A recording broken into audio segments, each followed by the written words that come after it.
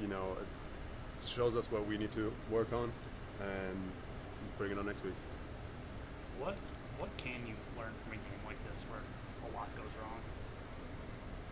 You said it. The things that go wrong. You know what I mean? The things that go wrong. That is what we need to work on this next week for practice. The things that go well, we need to make sure that they stay going well. And at the end of the day, they're a good team. We're a good team, and we just didn't play as good as we should have. How do you move on from a game like this? Not let it affect you in the next week going forward. What's next? The run game really struggled to take off today. What do you attribute that to? It's a good defensive line that we're going against. It's a good offensive line that we are. It's a back and forth, and a game like that, it's going to be 2, 3, 4 yards maximum in the beginning of the game, and then throughout the game it gets more and more and more. It's kind of like it's literally a dogfight. The trenches are 300 against 300-pound men going against each other, trying to get the other guy to move an inch. You know what I mean? So you got to do as best as you can, and the other guy's doing the same thing. So throughout the game, you kind of wear the other person down, and you wear the other team down. And you could see it. Slowly throughout the game, we got more and more yards through the run play. Did it feel different at all when Turner went down and you saw Teddy come in? We play next to each other every day. I don't know if you guys have been at practice. You see us together at all times, so it doesn't matter who's playing at the time. We're comfortable with everybody. What did you see on the Fleeks touchdown there in the fourth quarter? How did that come about from your vantage point? It just shows that Fleeks can do it. You know what I mean? He did it. Like I said, I talked to Jessica over there earlier. I wasn't sure when Fleeks was last time when he played running backs, but he did it before, and he just showed us that he can still do it. And he made that play. It wasn't an insanely big hole. It wasn't like it's a run play that's supposed to get you 4 or 5 yards. It's a power play. It's run it down their mouth, And he made that play. He made the right cut and then started running as fast as he could. So it just shows you his versatility. And it's for a guy like him, it's great to show that to us too. We expect him to be a good player. We expected that from him, and to show us today was something that we like.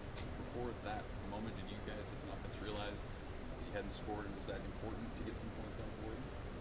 100%. You always want to score. You don't want to end a game in a no-score game. But at the end of the day, it's like I said, we didn't play as good as we should have. Was Michigan doing anything differently up front against your guys' option game and things like that than maybe what you've seen so far this season? No. They ran what we expected them to run. Again, it's just we didn't play as good as we should have, and we got to fix it this week. How do you take this as a measuring stick for where you are and where you got to be, seeing what that top crop of the Big Ten looks like?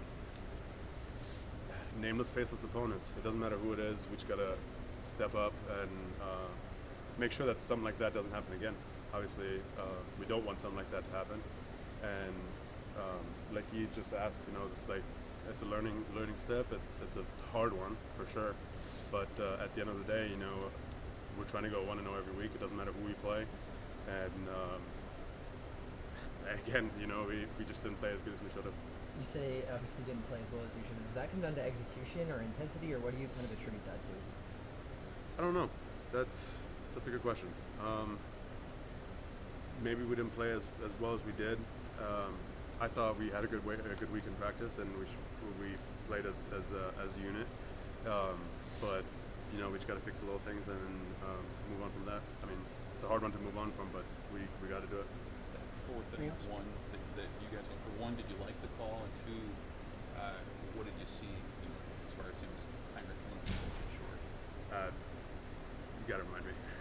Did you like the call going for it on 4th and 1? Yeah, 100%. Sorry, I thought you meant did you like the actual call of the play? No, yeah, 100%. That gives us that shows us that they trust us too. So and sometimes it doesn't work. Sometimes it does. Sometimes it doesn't. And I think is it the Eagles? They have the 92%er. 92% is not 100.